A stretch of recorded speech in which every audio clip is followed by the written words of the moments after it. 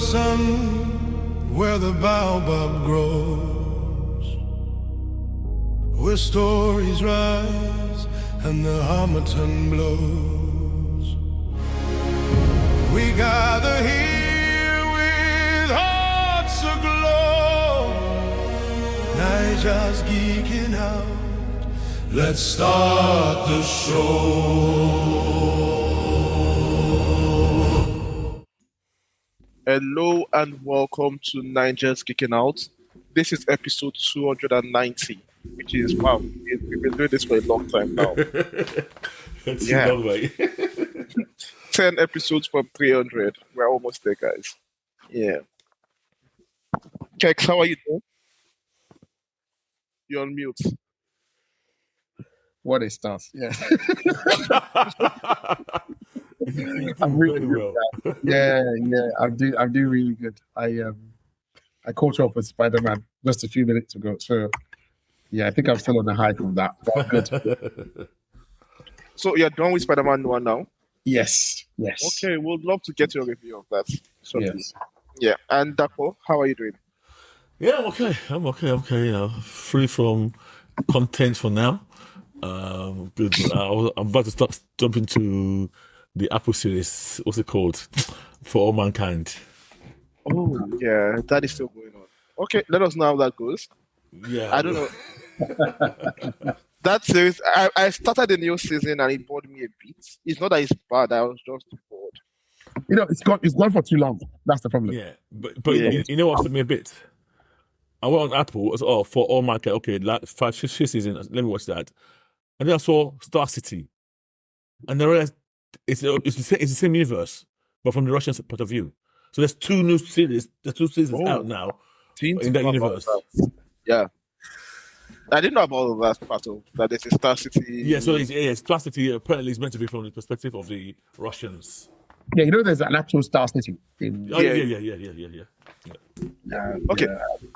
Okay. Enough sci-fi talk. Let's get back to where we are here.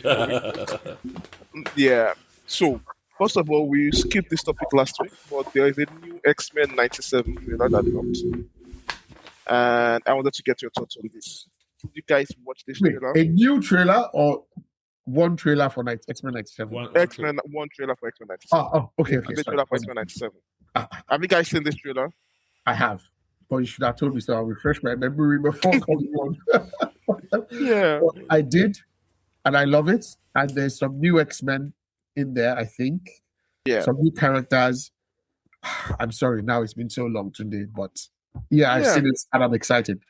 So it's split. They showed the different X-Men split into 3 different timelines: the past, the future, and then a new group of X-Men in the present, trying to rescue them. And we see a lot of new characters there as well. We see the Outcast, we see the Acolytes, I think. Yeah. Bishop. Bishop is the one leading the Yeah, Bishop is quite X-Men prominent. in the present. Yeah. We see a lot of Cable, right? I don't know if did you guys read in the 90s The Adventures of Cyclops and Phoenix? It was like a 4 and the son. and their son. Yeah. I read that. I remember that. Yeah. It was like a 4-issue miniseries. I think that was the series that led to them giving up their son to the future. No. It was after. It was like a... Was it when it came back? This is what they got up to while they were there. Okay. Kind of thing. Yeah. I remember I was... But yeah. So I think that story, and they're definitely going to touch on that storyline. The whole Ascani son, Dayspring stuff, they're going to touch on that. I think I saw Strife. Who? His clone, Cable's clone. Yeah, Strife. Oh, okay. I think I saw, and I might be wrong, but I'm pretty sure I saw Shard. Do you know who Shard? Oh, you did see Shard. Yeah, You did. okay, yeah. Yeah. Bishop's sister. Yeah. Yes. Yes. So she was there. Of course, Apocalypse, I think, is the big bad. This. I know that one does not like Apocalypse for anything. Not at all. But we also see Exodus, if I'm not wrong. Oh, yes. Why are you so excited? I like him a lot. I like him a lot. The whole zealot thing, and they've never quite really defined his powers, just so he's psionic in nature. I like him a lot. What's his name? Benoit or something. Jean-Luc Benoit. I like him. Okay. Yeah. It was good. It was fighting with someone. Yeah. One character I don't think I saw as much was Storm, which is a bit surprising. She was there. Oh, okay. She was there. Okay. Yeah. Obviously, she was not as prominent in the advert for the first season, like the first season was, but she was. Yeah. I did see her there. It's really very difficult balancing all these characters. All the characters. Yeah. Oh, yeah. It's a lot of characters. I saw that trailer, and I was just shaking my head. I mean, obviously, my views on season 1 have been made very clear here, and your views were very biased. They were clear, but was your X-Men bias like? How is my X-Men bias? I like X-Men. You guys always keep talking. You always miss the point. I like X-Men. I don't like biased. Yeah, I'm very biased against it. It's not anything. I saw the whole thing. I saw, look at all this noise. It's all this. It's visual overload. It's noisy. It's just like somebody, you give them a shot of adrenaline and they run around doing nonsense. And then they pick the era, and it's funny. I think the era of the 90s was, while in some ways very good for X-Men, also very bad for X-Men. So this is the era of the whole people with pockets, your cables, your strives, your bishops, and Apocalypse can't stand him. But well enough, one character that I asked was that Shard. I love Shard, and I was so upset she didn't get much play in the whole arc before they removed I can't remember what happened to her, whether she died or something like that. Yeah. But I love the character. Even way more than Bishop, if I'm being honest. I think after a while, Bishop just started wearing on me. Because to me, Bishop's just like, after a while, I started seeing Bishop as a black cable. Yes. And then, the black cable is so funny. So, well, you guys, as you said, I'm biased. Very much so. Yeah. Very much so. There's no explanation you can give about that. Today, did we have a coming soon date for this? Let me see. I think so. I hope it's 2040 or something like that. No, come on, you say you're not biased. I mean, come on. What's that supposed to be? It's coming out this year in July 1st. So that's not even long. Yeah, very soon. Yes. So we saw Psylocke, we saw Polaris, we saw Archangel, Havoc, Kid Omega, and Sabretooth, Omega Red. Yeah, it's gonna be a lot. Yeah. And one thing I'll give season 1, you might not like the story, but it was well constructed. Sorry, today I think you might not like the story, but it was well constructed. I don't even know. Okay, sorry. I'm just whatever. I mean, what?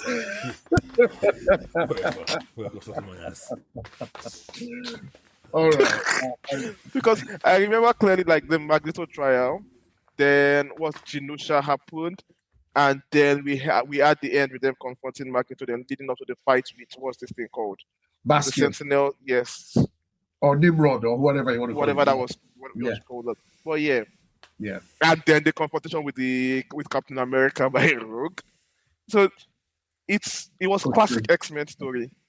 Yeah. And I know that way shaking his head at that, but it was the same soap drama, and they did so many different storylines, putting them all together in a concrete distance. So it's like, okay, it takes a lot of effort to adapt that many things together. But you never liked the 1997 X-Men, right? No. Yeah. Okay, that explains a lot. Okay. All right. Never did. Yeah, I seem to remember you not liking it. Okay, that explains a lot. Because I was kind of impressed with how many different. I was impressed today. How many comic book storylines that they were able to do in how many episodes all at once. We had Professor X on. You see, I'm sorry. You guys are accusing me of bias. But you guys are listening to the opposite. You're just hyping nonsense. If you are sitting here saying you're impressed at how many stories they crammed into it, whereas if somebody else did that, you'll be saying they've thrown too many stories in. No, because it's X-Men 97 it was done well. That is why I'm saying I'm impressed. Okay, it wasn't. Wait, but it's like saying we're watching Daredevil Born Again, and they are putting in Shadowland, and they're putting in Devil's Reign, and they're putting it back in black. You know, I'll kick off now. If you don't no, comment, but you can see that there are elements of all of that in Born Again, season 1 and season 2. elements, but in Yes, including even the elements, death but of in the that death of seven, Foggy. they were doing all those. They were fast forwarding through the full stories. Yeah, but nobody.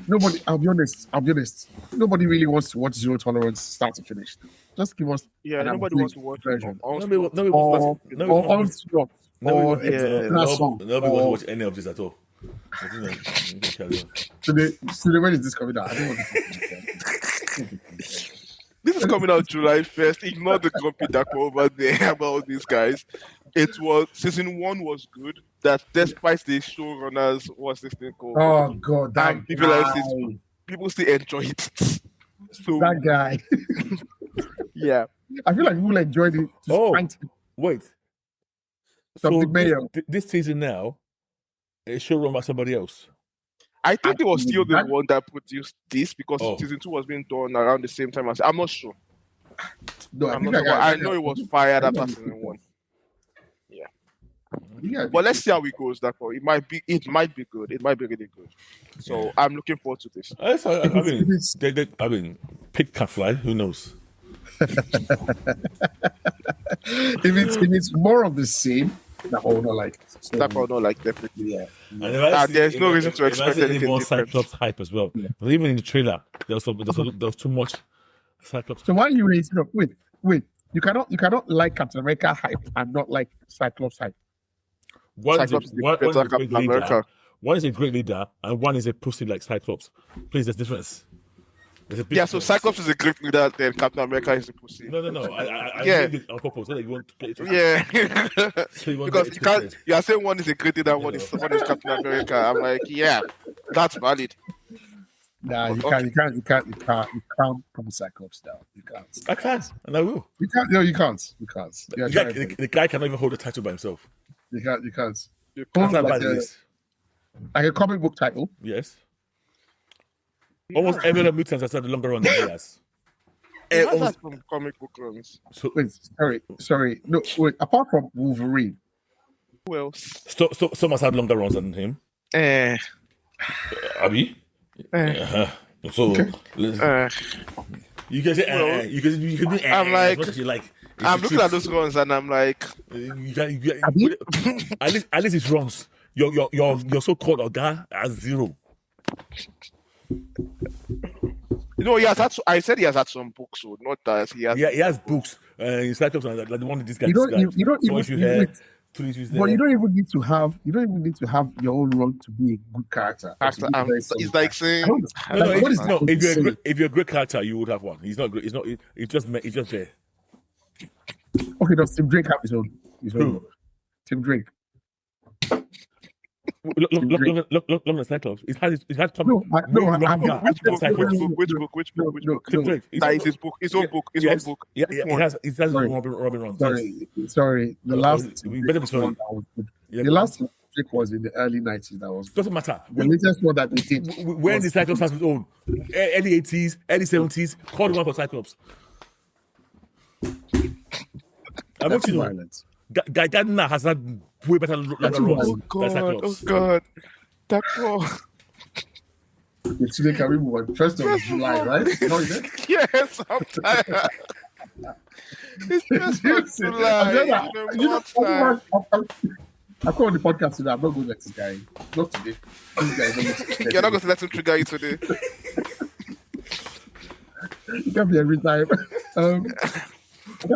I cannot be using paracetamol after podcast every week. Sorry. No. 1st of July. 1st of July. Okay. Cyclops. Yeah. Let's see. So June we have that lady, Supergirl. What else do we have in June? Wow. I feel like we have something else. That lady is Oh, super well, cute. that's his We already own. had it. The most of that lady. Yeah. I give that respect. Do we have anything else in June? I think that's it, right? We No, had we- Spider-Man.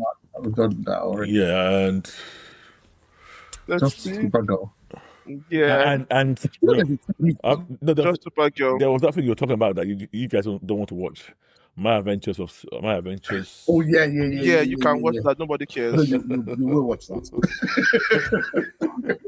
Then July we have X-Men 97 and Spider-Man.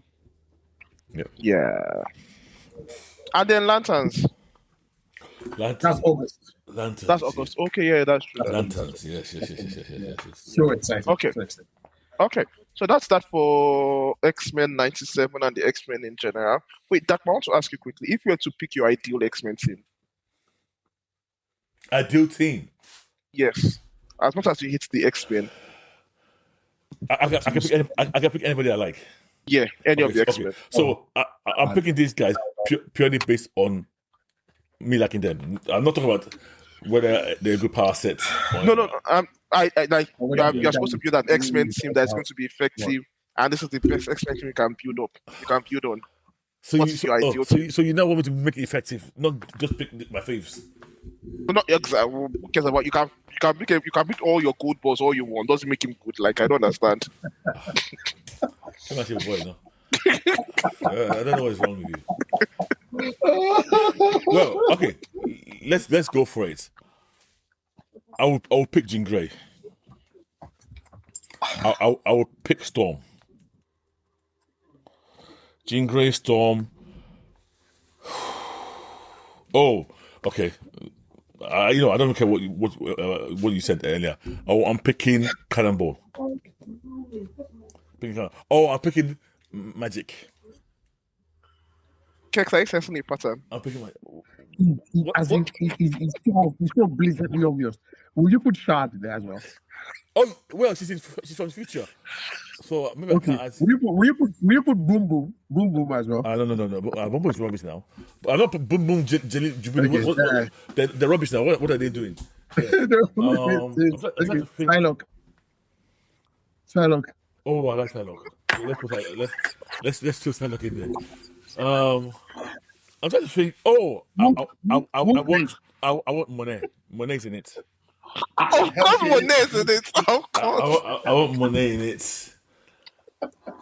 I just realized I picked Cannonball, but a lot of the guys. You didn't pick rubbish. Cannonball. You removed Cannonball. No, I put Cannonball. I said I'm ignoring your.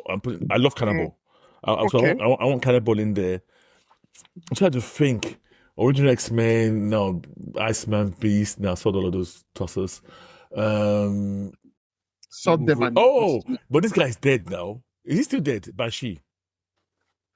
No, go out. Okay, go out. I like Banshee. I want Banshee. How Oh about Siren? no, I'll take Banshee over Siren. I want this guy. And they say Thunderbolts. I know who you're talking about. What's his name? It's not Thunder Strike. I know who you're talking about. Yeah, the native Indian. Yeah, it's not Thunderhawk. What's his name? I can't remember his name. Yeah, so I want him in it. I don't like the overpowered types like Legion. Thunderbird. Thank you very much. Thunderbird. Then in the New Mutants, you know what? I'm going to throw. I've put Cannibal in, right? I'm checking. Yeah. Oh, I want Sunspot in. I want Cannonball's sister, Paige. I can't want Husk. I want Husk in. Exactly. Yeah. These are just characters that I just like. Okay, and you think these characters will work? Who will be the leader of this team? Now Storm. Storm. Storm will lead. Kex, what do you think about this team? This is domestic. This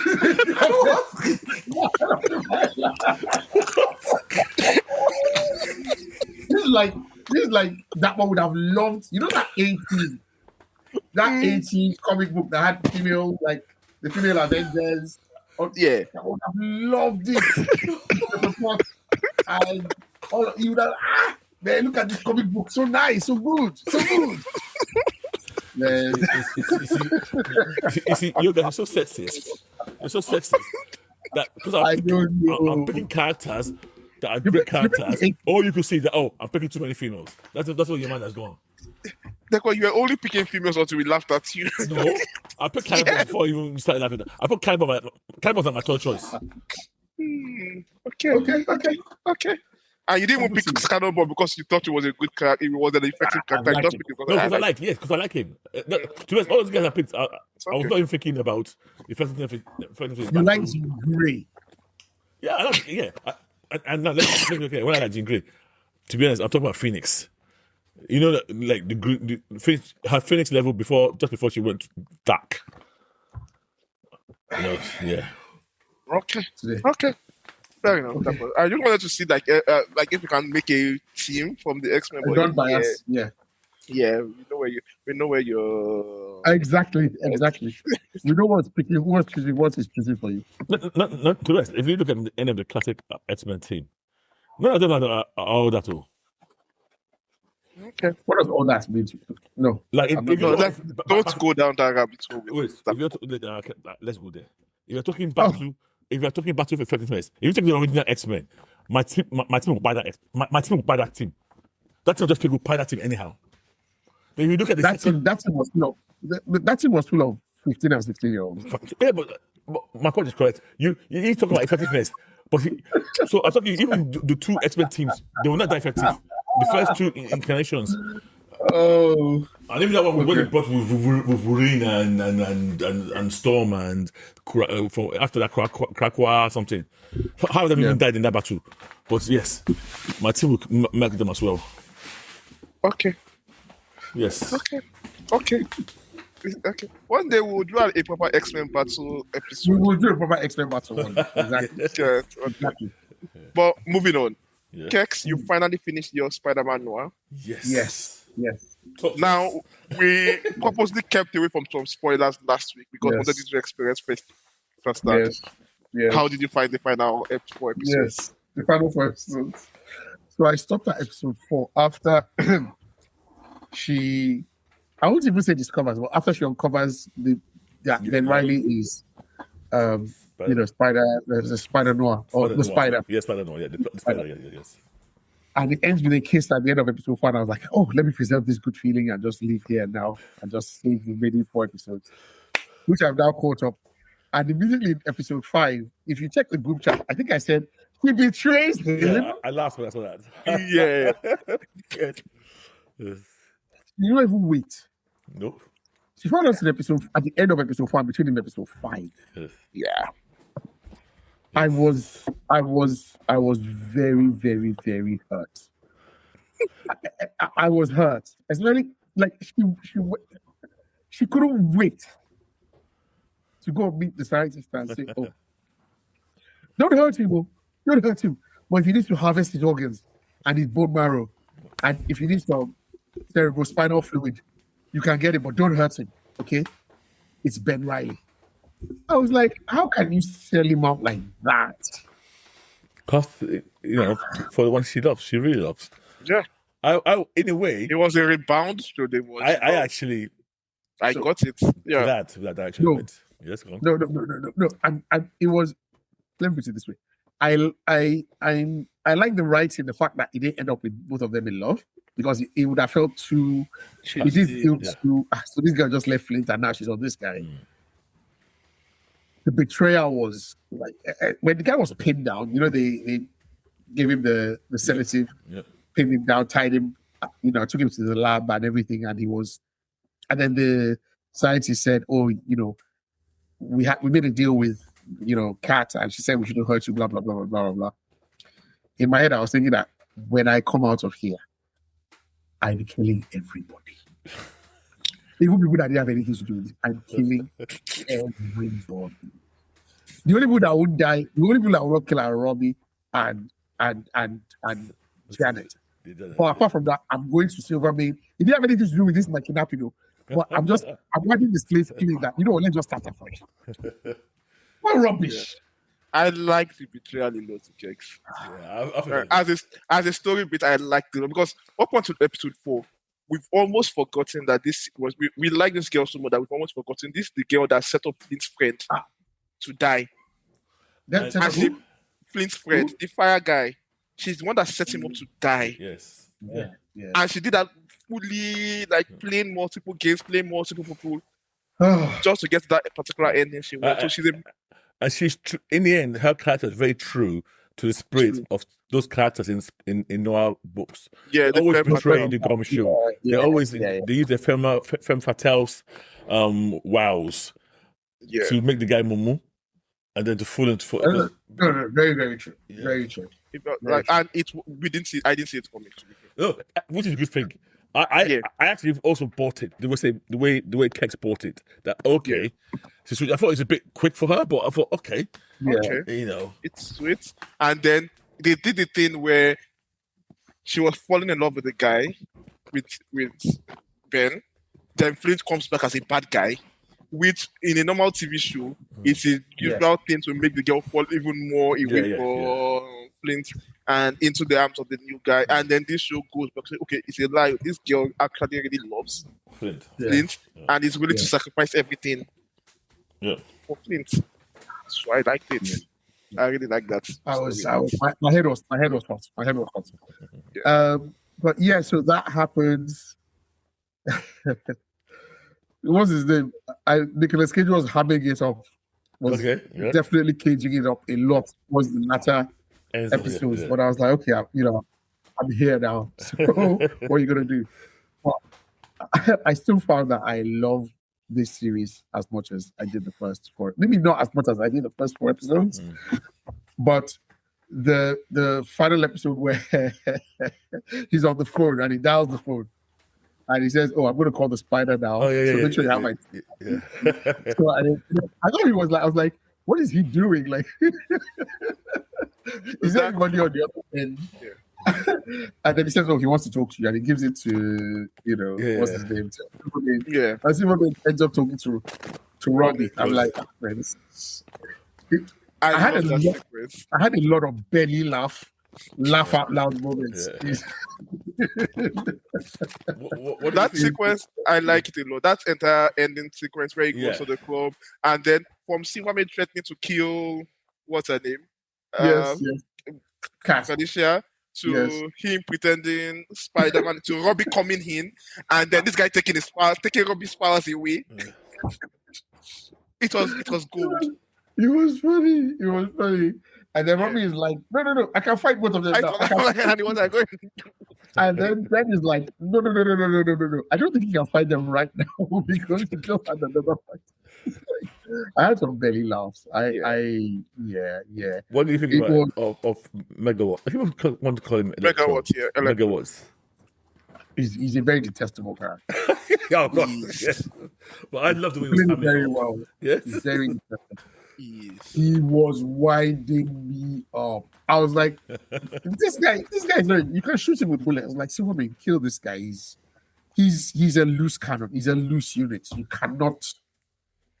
And I was happy that it went that way. Because from the beginning, you thought, this guy is not going to be enough. He's not going to be happy with his position. A guy that just goes to the bank to rob for food. And you try to put him under your authority.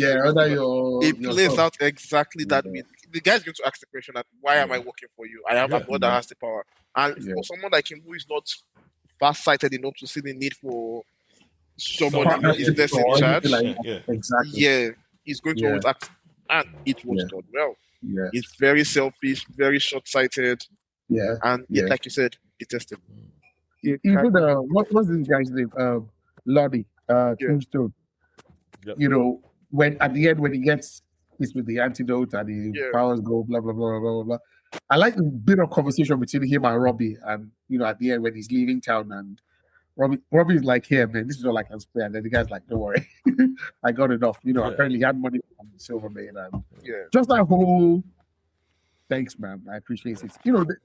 There were a few of those that I liked in the whole series that I was just like, thanks, I appreciate it. I like this a lot. What did you think of the origin of the powers and how they tied all the characters together? I liked it. So thank you for reminding me. I'm going back. Let me go back now to I think episode 6 or episode 6 or 7, when he's hallucinating. Under the influence of the meds that they give him, and he's hallucinating that the spiders are coming out of him, and basically it was like a fever dream. These weird dreams that you have sometimes. Sometimes you feel like you're falling, maybe like, or when you're ill, sometimes you just have some funny dreams. That was weird. Where that come from? That was basically what it was. There was one where he was like a tiny version of him, and he was running, and there were some like buttons everywhere. Yeah. So one of you theorized last week, I can't remember who it was, that the alcohol is probably dulling his powers. His powers. Yeah. I feel it makes a lot of sense. Yeah. The theory makes a lot of sense because he does drink a lot. A lot. He gets wasted. Yeah. He even at the very end, he had already drunk with Silvermane. He already had some drinks with Silvermane before Robbie came in. I was like, oh, what, this guy is shack or so it would make sense that it messes with between his balance, between his powers. Even when he's like trying to shoot webbing. Was that like or maybe it was just like dehydrated or something? Yeah, I think. One, alcohol does dry you out. Two, yes, he just had that surgery, so his body was trying to recuperate. It wasn't fully there, I guess. Yeah, and he was trying to force it out. Yeah. To be honest, again, my sick mind. That whole play reminded me of somebody. Yeah. Okay. Yeah. That was the joke there. Yeah. I think that's always been the joke with Spider-Man not performing. I guess so. Yeah, that's always been that joke around that. Oh yeah, I love the edit where it tells her that don't try and put me on hook. When she when she consulted that, if not for Flint, I would have. I had it in mind. I want to say that, man. The line that the guy gave her there, when she's like, if not for Flint, that when I meant what I said, and there's like, what's worse than making the guy feel foolish, riding off into the sunset and still leaving the guy on, like basically like, what could have been, just. There's still hope. I can still come back. No, I can still control your movement buttons. But this is modern day female practice now. It's female practice. It's not modern. Yes. It's female practice. Yes. But I don't think there are many shows that have called it out. Yeah. That's true. Like, basically saying, get your manipulative ass out of here. Yeah. What is this? Like, why are you trying to manipulate me?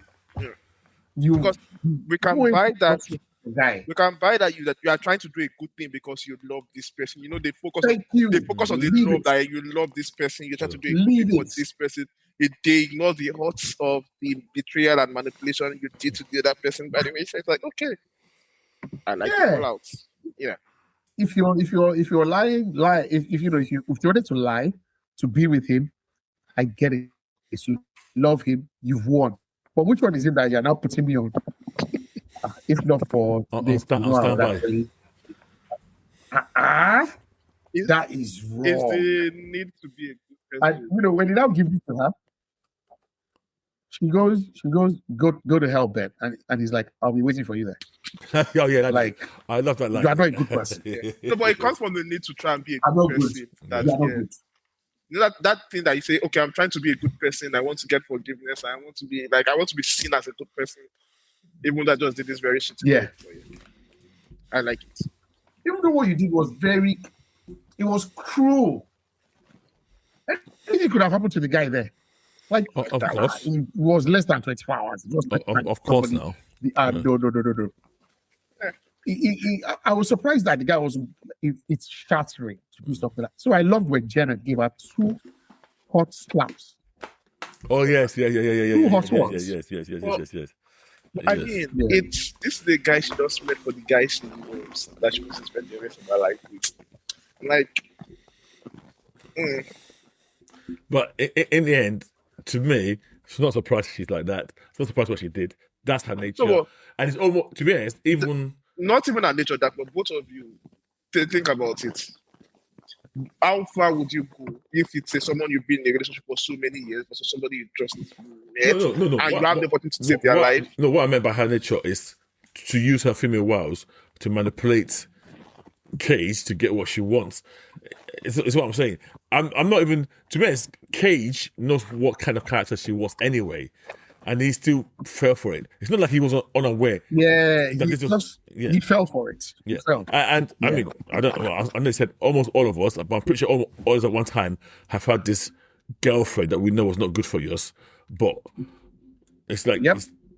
you can't resist the law of the fire. You put your hand in the fire, and then when it burns Yep. you start to, whoa, and I knew. You understand? And I knew. Yes. Yeah.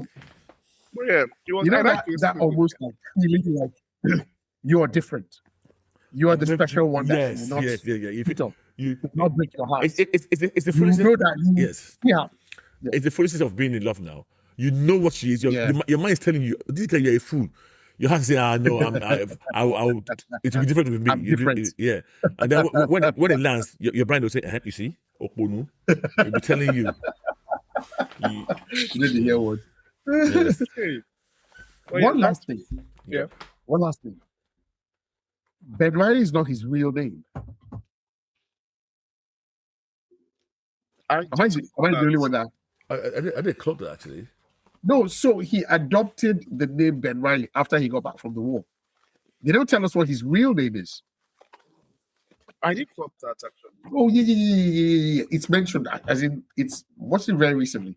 Yeah. It's mentioned that so that's part of the reason why I think, You couldn't find he it. wasn't in the picture because he was drunk, but he's not actually Ben Riley. That was the name that he adopted after he got. So No. it will explain why those guys don't recognize his name. Yeah. Actually, Yeah, no, exactly. No, actually, they won't because they should. No. They might know his name. Okay. So it explains why they don't know his name. Yes. Because if it was like there was a Ben Riley that came to save us, they will recognize the last name. Okay. Or maybe it was like Parker or something. I'm like, oh yeah, that guy, he was at I don't know, Lamont or wherever it was that he came to save us and blah blah blah blah blah. And But raised it yeah. as noise. And it's a nice And way the for the show doctors would have itself. been the doctor would have been able to find it easily because they already Doc would experimented have on been him. able to. Because she Yes. was part of the people that experimented Yeah, and they have correct. detailed Yeah, files yeah, on his correct. experimentation. So that would explain why he changed his name and all of that. Okay. Yeah.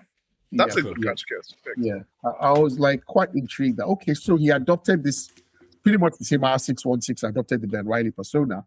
Yeah. He might have his real name might have been Peter Parker, but they never say anything about it. I was just like, oh, that's cool. But yeah, my favorite character out of anybody is Robbie. Definitely, he's very very cool. Very very cool. From the suit to everything, to the character, to the persona. That was good. Class. Yeah. So I think I season still 2? hold true to I want a season 2.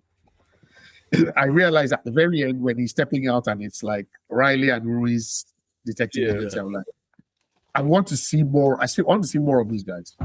Yeah. I want to see what they get up to. I like the dynamic. I like the way he respects her. I like the way even that screen boy, the newspaper boy, is kind of an I like the way she's competent. She's very competent. Yeah. very. There's a bit where he asks a question. Okay, I think it was. He had been on a bender, and then he came back. Sorry, and I'll say something. No, I think it was after he had been Experimented on. down and experimented on, and then he came back, and then he was talking to them, and they were telling him what they had been up to, and then he mentioned something like, well, did you check the past records of something? Oh yeah, and something? I said yeah. And then you look at it and you're like, oh, that's why you have the smart one. I forgot. So that's like it's a name on the door. Something. Of course we did. So it shows that these guys are not moo-moos. They know that as well. You know, it was just. And then there's a bit where, she says, she calls out that you're looking a bit yellow. Somebody calls out that you're looking a bit yellow. Yeah, she said that a couple of times. Yes. Yellow like a coward. Or no, it's like like your complexion is pale like a banana, and it's because his liver was damaged. Of course, yeah, straight away. From the. But it's such a small. I caught that straight away. That okay, this liver damage. We didn't need to add it. Yeah. We didn't need to add it. I was just like, oh yeah, this is clearly like some jaundice, like because his liver was like this is good. Yes, good show. Yeah, good show. So, very very. Season 2. Yes, Dakpo? Nah, I'm not fussed. Yeah, you're not fussed. I'm worried that they will just start dragging it out. I know. And I have that. Primax previous of this, so If you I do have have a that- good story, No, but that's if you do an anthology, like it's a new case, you bring a different, maybe Gwen or MJ, and you bring a new set of characters. Listen, Gwen and what's that guy's name? Matt Gargan. Is it Gargan? yeah, Mark Gargan. Yeah. It's like Yeah. I mean, you can. I'm not saying you can have another season, a great season. I'm just not confident in these people. If they do another season, it's great. I'm happy for it. But they need to know where to quit. Yeah. I think Yeah. season 1 is so standalone Yep. that no matter how bad the season 2 is, it will not affect my enjoyment of season 1. Like it shows that. But I rather than wait till somebody comes along. I mean, I'm saying this. I'm not the businessman there. Yeah. They will look at me. Look at this. Does he have any business? Doesn't know how to run a business. So I get this it. is the race. Yeah. It seems to hold in the top 5 Amazon shows for the last 3 weeks. Because every time I went there, you know that where they put your top shows in Amazon. Yeah. I don't know how true that thing is, but it was always in there between 1 and 5. Yeah, there's always Rotten Tomatoes gives it 91% fresh from critics and 92% from audience, setting a record for Marvel series on the platform. Okay. Metacritic gives it 72 out of 100. What else? Yeah, it seems to be scoring high, Yeah, it's done well. which is good. Yeah. okay. They don't So- often get many of these right. They don't get many of these right at So- all. Question. Now that you're done with the Keks, where would you rate this amongst the Marvel TV shows you've watched? From Wonder Vision up to date. I like this more than WandaVision. Okay. Any Marvel show is better I than, like is this. better than Yeah, I any really Marvel like show you it. think is better than this one? Any Marvel show I think is better than this. Yeah, TV show. Can I say something that's apart? Mhm. And for different reasons is Wonder Man. I didn't even say that. For I just think that's what I was going to say. Okay. Wonder Man. I thought Wonder Man is a very brilliant series. Okay. It felt honestly like something like FX would do. Like it just felt different. Mhm. So Wonder Man at par. What are the other good ones you've had? It's better than Falcon and the Winter Soldier. And I rate Falcon and the Winter Soldier very high. Moon Knight.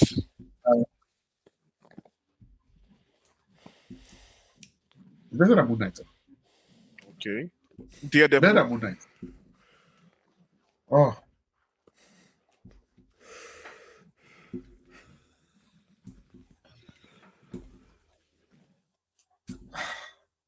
It's difficult. I can really say because I enjoyed it more than Daredevil. But I don't know if it's better than particularly season 1 of Daredevil. I don't know if it's better. It's just No, my enjoyment Daredevil of it. Born Again, not the original Daredevil. Born Again, MCU. I enjoyed this more than Bond. Season 1 and 2 of Just Born one. Again. Yeah. So Because only honestly, it was a feast for my eyes. I was enjoying watching the costumes and watching everything that was happening and the colors. I was enjoying the dialogue, the snappy dialogue between either Robbie and Janet or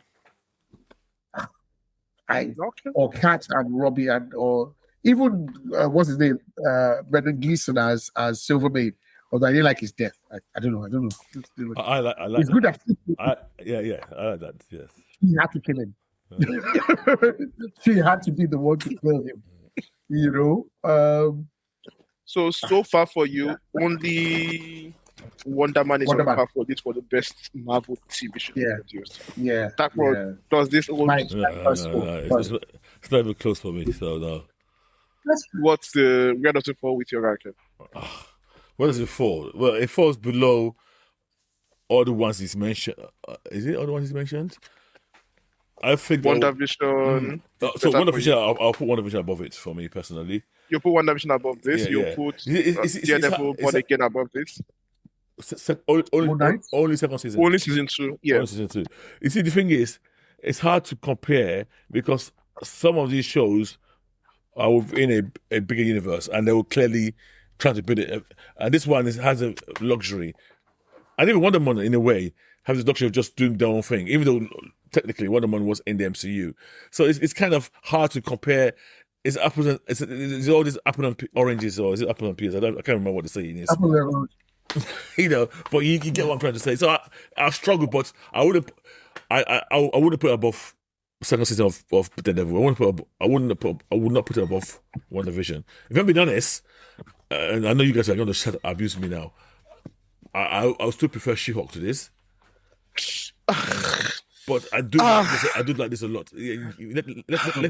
Let it pay you well. Let it enter you well. Like, what are we talking about here? Let it enter you well. You know how much I like She-Hulk anyway, so... Kex, no. What's this? You asked the question and answered. You understand? No, I didn't expect. What? You asked the question and answered. She-Hulk. To be honest, even Moon Knight, the Moon Knight one, I think, in a weird way, they're even comparable in my mind. For some reason, I can compare it to what? Moon Knight and Spider Noir. Okay. I can't explain why I think they're more comparable in terms of TV shows than the other ones.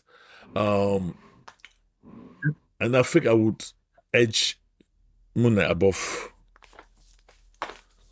this. Above this, yeah? Yeah. Okay. Yeah. Okay, we know Darko has serious That's problems. fair. I think it's, How about yourself? like that is comparing She-Hulk to this thing again. I think this might be my best Marvel TV show. This is your best. What did you say? This might be my best Marvel TV show. Okay. Yeah, sounds good.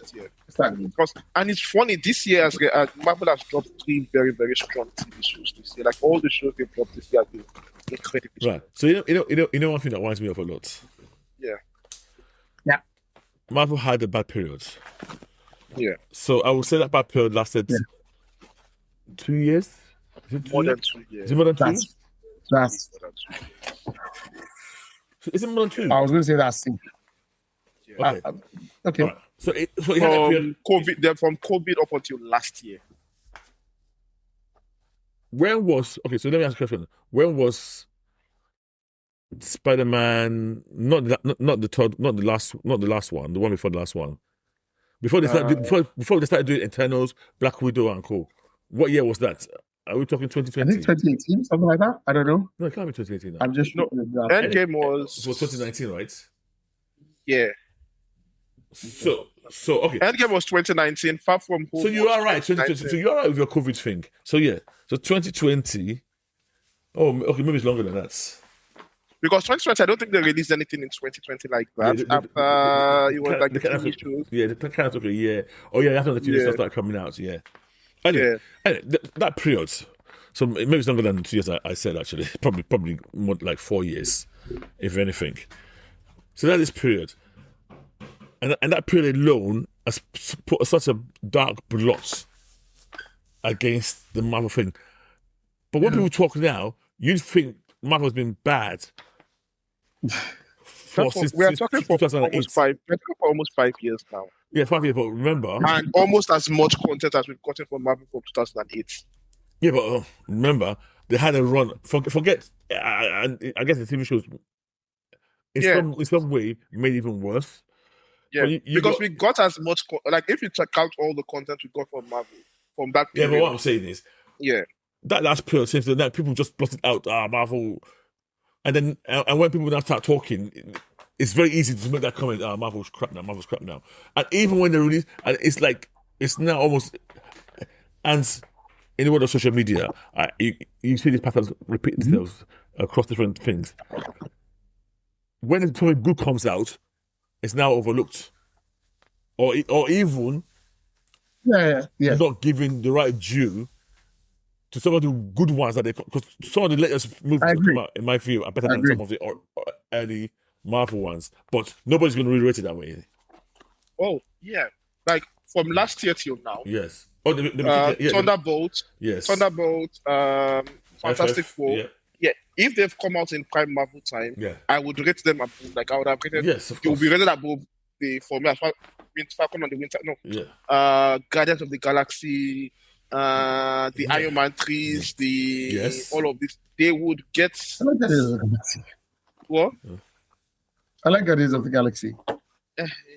Yeah, I'm happy No, for you. well, You know, I'm he I'm didn't a have a special place beef in with my heart with that just the same franchise. way he just put his little bias in there quickly for us to, So yeah, it would be hard as if it came out with the Thor Ragnar, with the Thor Dark World, the rest of them. yeah.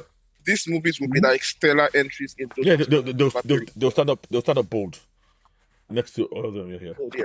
And then Yeah, these fair. TV shows, I don't think since the Netflix days have Marvel produced TV shows of this quality. Like Oh, for okay, this okay, year, okay. what they've done this year, and I think the Yeah, I key mean, the point, quality is high. yeah, and I think the key quality is point high now. is what you pointed on today. I think you are right that they pushed, and it was directive. I want MCU content as much as possible in that, Yeah. and obviously it was of varying quality and diminishing returns as Yeah. always tends to happen. Yeah, but and you know what the funny thing is? The more, should I say, ancillary stuff was not as bad, in my opinion, to me personally, as some of the MCU stuff. Like the FX's Legion. I like FX's Legion more That than a was- lot of yeah, the MCU. That was shows, MCU, yeah. right? Yeah, it was. I'm saying some of those outside MCU things were better. I liked Freeform's Cloak and Dagger. I really like that series a lot. Yeah, I More than some of the MCU stuff. and there's also I never watched Runaways. I never watched, I like that. but I heard good things. Yeah, but wait, Yeah. but you watch Cook and Dagger. They crossed over now, or didn't they? I don't know. By the time I watched, they didn't cross over in Cloak and Dagger. Maybe They crossed got over over in Runaways. Runaways.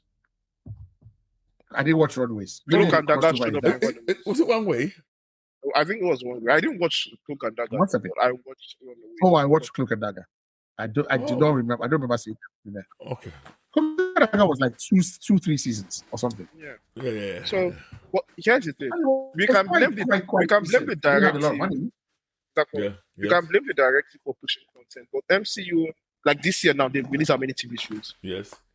which is more than they were doing when they started this particular experiment. And we still have more TV shows coming up this year. So Yeah. Is it more? you can blame the directive, but there's also a lack. Do we have any more? I think so. What do we have? Well, we have X-Men 97, which is not an MCU show, right? Okay, let's see that one out. It's an MCU show. Sorry, I'm a bit lost. We had Wonder Man. It's not really an MCU. Yeah. It's not in the MCU. Don't mind this guy. We've watched Wonder Man and we've watched Spider. No, what Wonder Man we watched? Vision Punisher. Quest. Punisher and this one.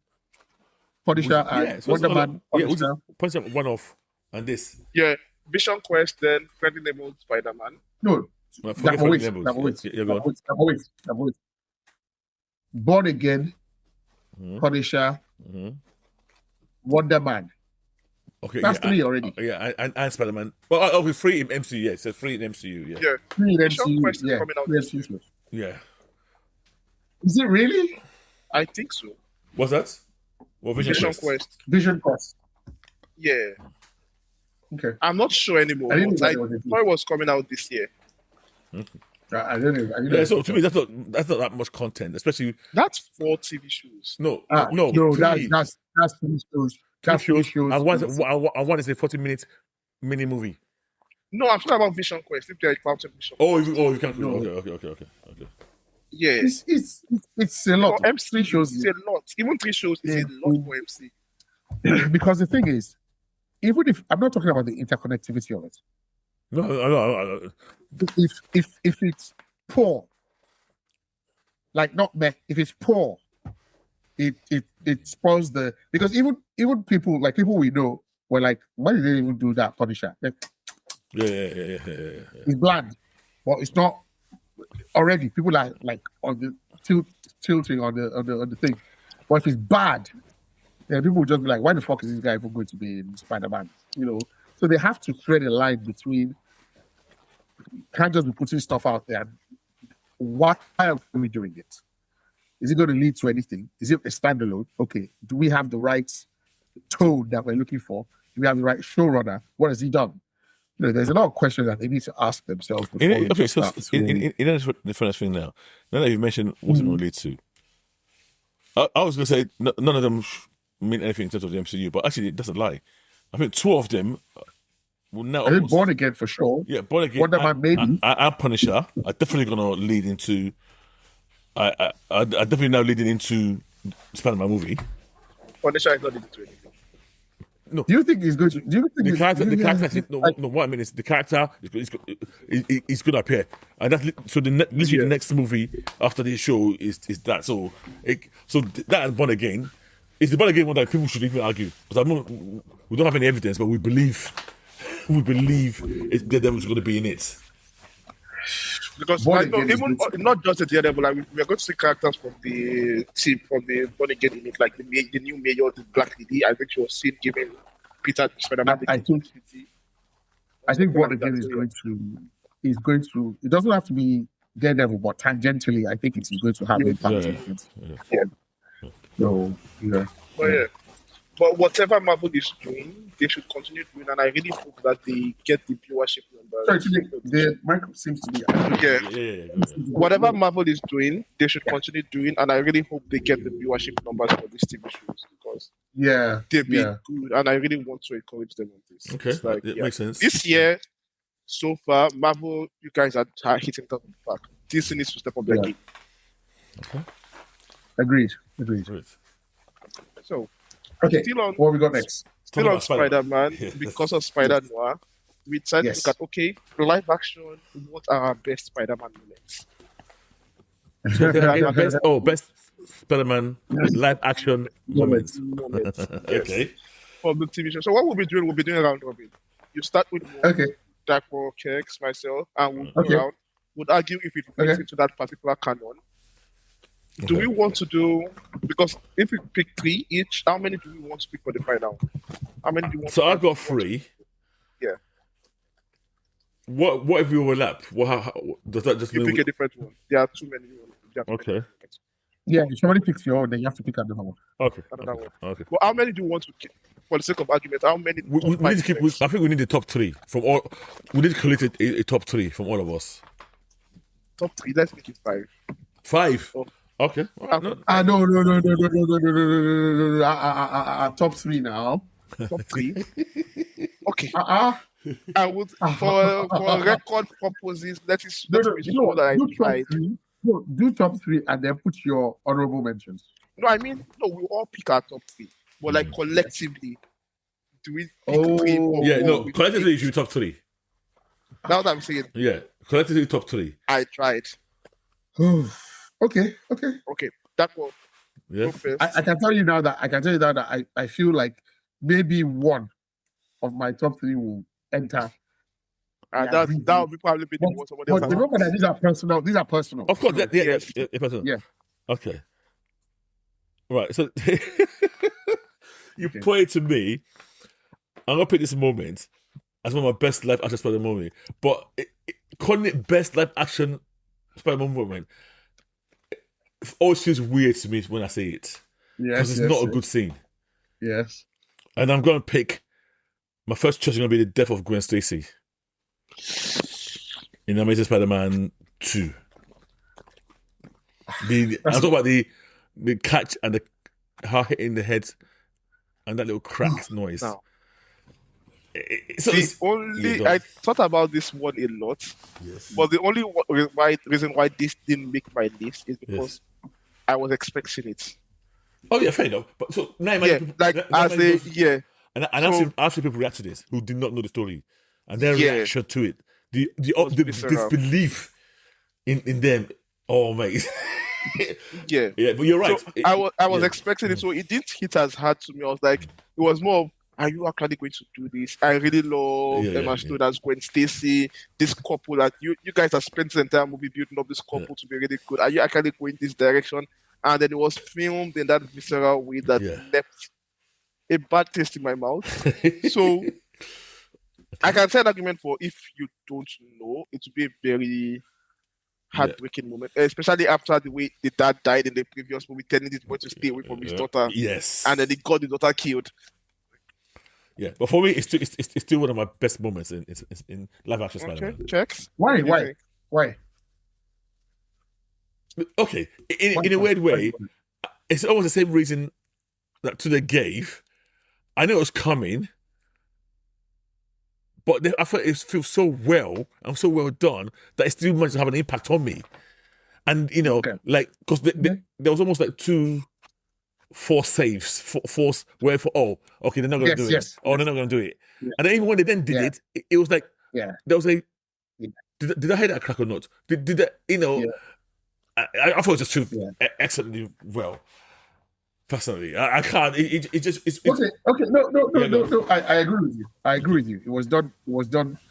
So they said, you know, that people that I think you said people that weren't expecting it. I was expecting it. Yes. Yeah. All movie, but even then, I was fucked up. It was a difficult thing. I saw my friend, a friend of mine, and even she was like, and I still say that that's the turning point that stopped ASM universe from continuing. Yeah. Because if they had diverted and saved her and not killed her, I promise you, he would have had a part 4.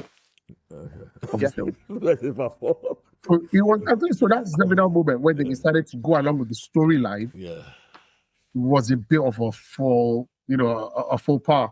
I don't think it's faux pas. I think they could have moved beyond. I think they built the tragedy already. Yeah. Like if they not killed Gwen Stacy's dad in part 1, they've not built that. Stay away from my daughter. Him making that promise in part 1, and then they now built up the romance into like we saw their struggles as a couple. How many more people will you kill? Yeah. In part 1, you killed Uncle Ben. You kill Captain Stacy.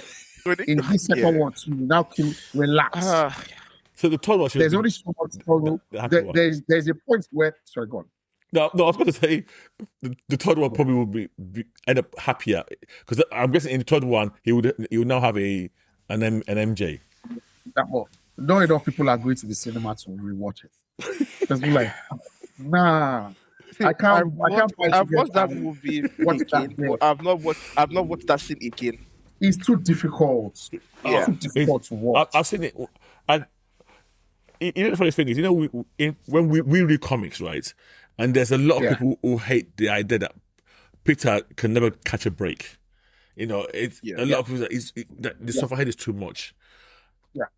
Now, when I think about that, Peter Parker as a sufferhead, I always associate it with the comics. But when I look through the eyes of other people watching the movies, even the movies are doing exactly the same, if not even worse. Yeah. And I was watching one reaction of somebody to the very last Superman movie. Yeah. And these are people who are new to the comic, and they were saying, why is this guy cursed? I was laughing. And then in the comment, people were saying, yes, by the way, yes, this is not in life. You can never be happy for more than 2 seconds. Yeah, he never catches the break. Yeah, he never catches the break. I think that's the biggest tragic moment. Yeah, in comic books in general, I can't think of a more of a bigger loss in comic book, TV, movies. So, my number 4. Okay. My number 4 choice challenges it. Yeah. Okay. Okay. Before we go to your next choice, I'm going to my number 3 choice for this is actually following up on this particular scene. Okay. It's the combination of I'm cheating and combining 2 scenes together of Andrew telling Tom about this particular scene and him saving MG. Okay. Yeah, that's okay. Like when he tells Tom, when Tom is about to lose it all, and then he comes on the tower, him and Toby comes on the tower, and he's speaking about this particular moment to Tom, and then him saving MJ at the end. Yes, it was like yes. Yeah. And MJ said, "Are you okay?" Because MJ saw the look on his face that hang on, this means there's something. Your reaction to this is way more. There's a lot behind. Yeah. I'm like, that scene, it meant a lot, but it's that closure you didn't know you need. From Spider-Man. And I'm like, I'm really happy for that version of Spider-Man that he actually managed to process this loss. And so, okay. If you have younger kids that you want to watch these Spider-Man movies with or the MCU movies with or stuff like that, I can watch original Spider-Man 1, 2, 3. Yeah. Tobey Maguire. with a 10-year-old. Yeah. I can watch Amazing Spider-Man 1 with a 10-year-old. I can watch him seeing Uncle Ben dying because there's a story behind Uncle Ben dying, and this is what it means for Spider-Man and what makes him the way he is. I can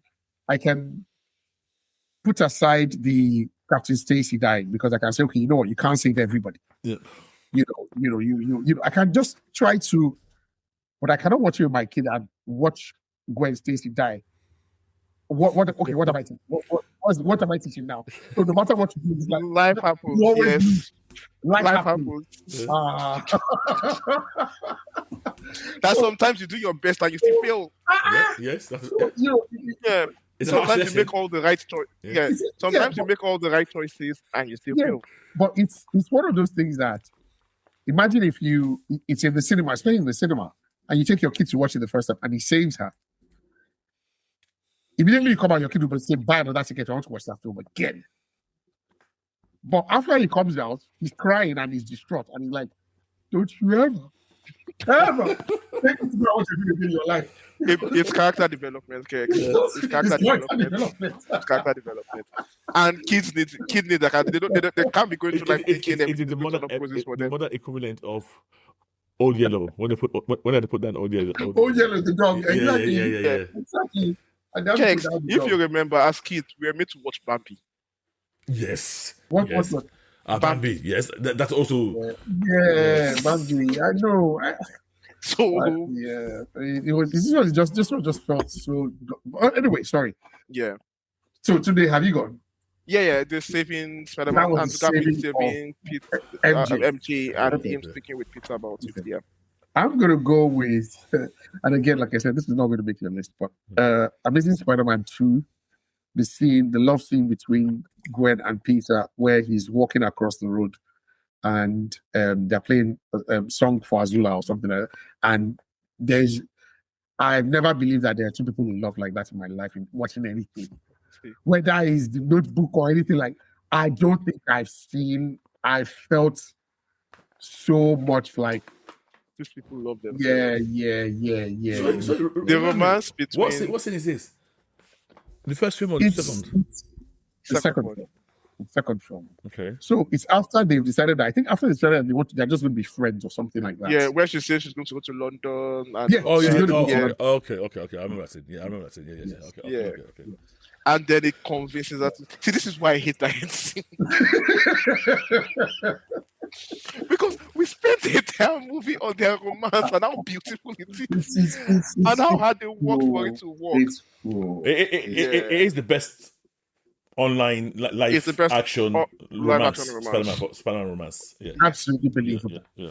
Absolutely believable. Yeah. Absolutely believable. That they are a match for each other intellectually, that she's smart without being MJ snarky. Yeah, fine. MJ can be quite harsh in her, I don't know whether it's a Gen Z thing, but she can be quite, direct with Peter, but Gwen, very clever, but it just works well. So I think that one, like I said, will make anybody's list, but for me, I like it. Okay. I like it.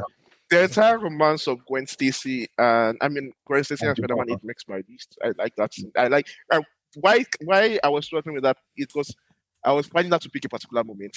Yeah, I get you. It's just everything together, like the build up, the way they are together, whenever the way she calls Peter when he was in the mask as Spider-Man, and she covers her mouth immediately. I love that scene. To me, that lady is a great actress. She is. Emma, he's like, I can't take you with me. I love you. Emma Stone. Yeah, she is. She's awesome. Okay. Oh god. So I like how our first list has all been around that particular couple, Andrew Garfield Spider-Man. Moving on to the second, Right. I'm gonna leave my number one because I'm feeling somebody else is gonna pick it, so I don't want to waste. So my number three, and it's weird. Yeah. It's from the same movie. Oh wow. Okay. And this is a movie I don't rate. Let's be very clear. Overall, but it has moments in it that I think are just so excellent. And this is the opening web slinging scene. Ooh! best It's web too much. shooting sequence It- in it- all it- Spider-Man movies. When it opens, they have this close And he's falling. at the back. You don't even know that is what he's Yeah. doing. And as the camera Yeah. pulls away, you see, you Yeah. start to realize You that see it's he's his falling. suit. And that suit is ripping from the wind. Yes. That is because yes. it's just falling, it's free falling. And Yes, and then the yes, web yes. start. It is the best web slinging, Yeah. bar none. Bar Yeah. none. To date, yes. Yeah. It's awesome. It is. Awesome. It is. No arguments there. Yeah. The web slinging in that opening web slinging, even the web slinging throughout the entire movie, Yeah. is excellent. Yes. They went all out. Yes. Yes. Like just from that web slinging alone, Yes. I was like, because we were. I remember when this movie was about to come out, people were complaining that it was too close to Spider-Man 3. Why I didn't thought it be it- Spider-Man I was movie? wrong. Yeah. I thought it was too close. Yeah. But from that web slinging, I was like, yes. For this web, it's worth the price of admission. So yeah. So, why did you Yeah, say it was close to Spider-Man 3? I don't understand. It came out a few years after Spider-Man 3. I always No, felt no, it came. this is Spider-Man 2 now. No, Andrew Garfield Spider-Man. Oh, Andrew Garfield, okay. Yeah. The first one. Yeah. Oh, yeah.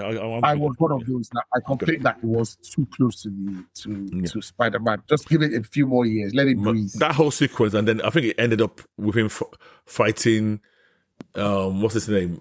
The guy who became Rhino in the Arcade. end. Yeah. Great sequence. Yeah.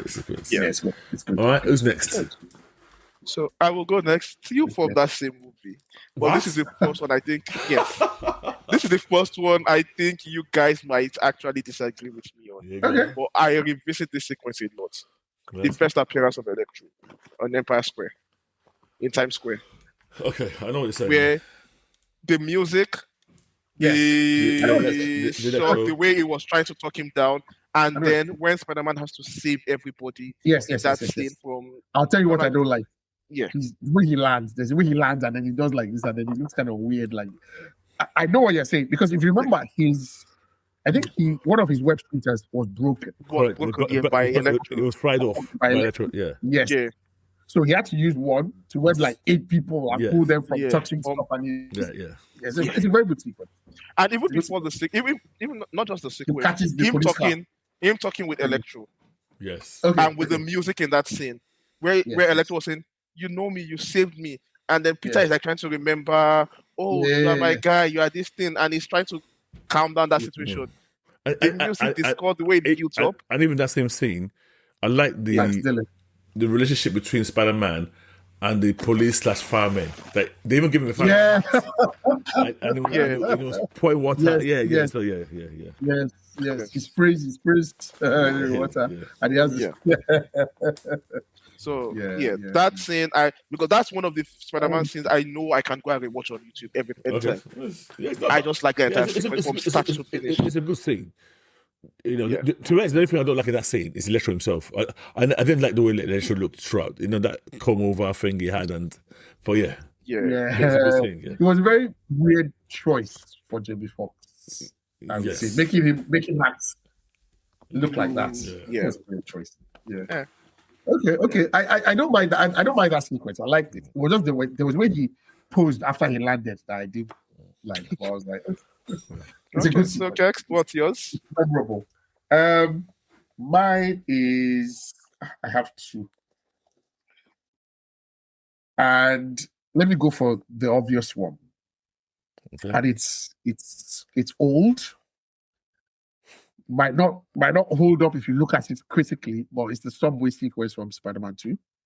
Not Amazing What? Spider-Man. The Doc Ock Yeah. fight Yeah. sequence. Yeah. Okay. So The one at the bank, the first one, or the No. one at the end? On the train. subway. on the train. Train. On the train, Yeah. Okay. Yeah. Yes, on the train. That is my number. That was not the one on my list, but I knew somebody else was mentioning it. Yeah. That's what Yeah. I did. That's what I let me just grab Yeah, this. it's on my list. It's on my list as Yes. well. So yeah, Okay. I like it. I like it a lot. Yeah, It's still a scene that inspired the one in Yes. that Tom Holland tried to do on the ship, and he was like, "What are you doing?" yeah. It's On the ship, where he went the ship. yeah. Yeah. It is work. it is It an work. iconic. And to be honest, that you remember that sequence starts from him having lunch with MJ, With- and a car comes flying. This Flying is through the I have here written car into cafe. Yes, thank you. Yes. And then the spider sense goes Yes, haywire. yes, It's- yes, yes. That was good. So, the funny thing is, Yeah. I love, and this comes to a later discussion we're going to have, I love films that depict a spider sense well. Yes. Yeah, it's one of the things that I feel like you need to get that right in the Spider-Man movie. Yeah, that sequence is iconic. To me, there's no from the car tours onto the subway, the battles, and then the New York citizen trying to help him. Even the scene where one guy's he tries to stop the train and he fails with his leg, and they get what? Oh, I can't remember. One guy made a statement. Any other brand idea? Yeah. It's a great scene. It's one of my all-time favorite Spider-Man scenes. It's very good. It is. It's very good. Yeah, It's an iconic scene. It is. Even to where there's a bit where he smacks Spider-Man off the train. Yeah. And the train is still going. And then Spider-Man webs some cars, runs up a building, jumps off the top. I'm like, yeah, it was great. I don't know what Sam Raimi was smoking when he did that.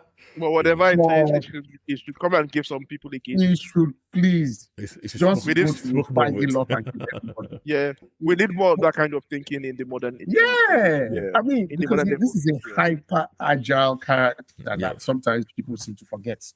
That the way Spider-Man moves, if you saw it, it would look weird to you as a human being. Yeah. There's a bit where he throws Spider-Man through like a bridge, like a girder.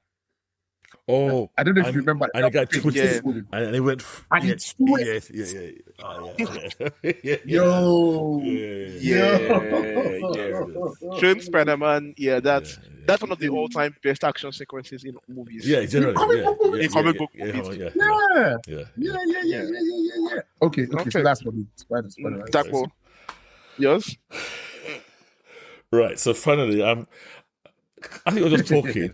I thought something else, Yes. but no, I'm going to stick to what I've written down. Okay. And finally, this is a Tom Holland scene, Okay. and the So sequence starts with a spider sense. Okay. When he was in the apartment, and his spider sense goes off, Oh. and he's looking around. And he's looking for what's going on. Yeah, and then he webs the Green Goblin. But that same sequence, you know how it ends? With great power comes great responsibility. Yes. Yeah. Aunt May. May. Yes. Aunt May, So that whole sequence, I think, is got here. Yeah. I think that was the perfect down moment, and this is a perfect use of down moment and up moment in MCU history. Because MCU normally they'll do down and comedy. Here they did this down moment with Spider-Man up until the Aunt May dies, and the very next sequence we are seeing Tobey Maguire. It's well done. I don't give Tom credit. His acting in those, his pain at what he's lost, and even his rage when he was battling that. That fight between him and Goblin is very vicious. It's not. You mean the one at The apartment, in the apartment. No, when not there's- the apartment. Oh, sorry, the apartment. Sorry, I thought you meant the. No, the same sequence from the spider sense that led to the way they were crashing through and the way they were smashing themselves in the face. I was like, I want to kill this guy. Yes. Yeah. No, And then the build up to the scene where it's Aunt May pushing him to do good. Yes. Like, we need to help these people. You need to think about how you want to help these people. Yeah. That scene and then her dying for it. It's like, and that fight sequence, that for it. Yeah. Even I would say Green Goblin, Norman Osborn saying, "Oh, that sense of yours is a thing." In any way, exactly. yeah. I mean, William Dafoe was amazing. He's up. It's been in comic football. That guy's an actor, man. Yeah, That guy just acts. Yes. Really is. And we're like, I remember the final fight scene between them at I think it was at Empire, Statue Statue of Liberty. Captain Yeah. Shield. Yeah. Yes, and then the shield there, and the way Tom is hitting him, Yes. It's like he wants to kill him. Like he does some moves, he jumps over and grabs him, like he sticks his hands on his back, lifts him up, slams him down. He is doing all kinds of today. Oh, You die. if nothing Die happens, here. I will kill you. Yeah, you die here. He You die. he webs his foot when the guy's running, beats him to the ground, and then the other two Peters look at each other like, and then Toby stops him. And Toby saves him from doing that. Yeah. And Toby saves him, and there are no words exchanged, and it's just like he just looks him in the face, just Yeah. and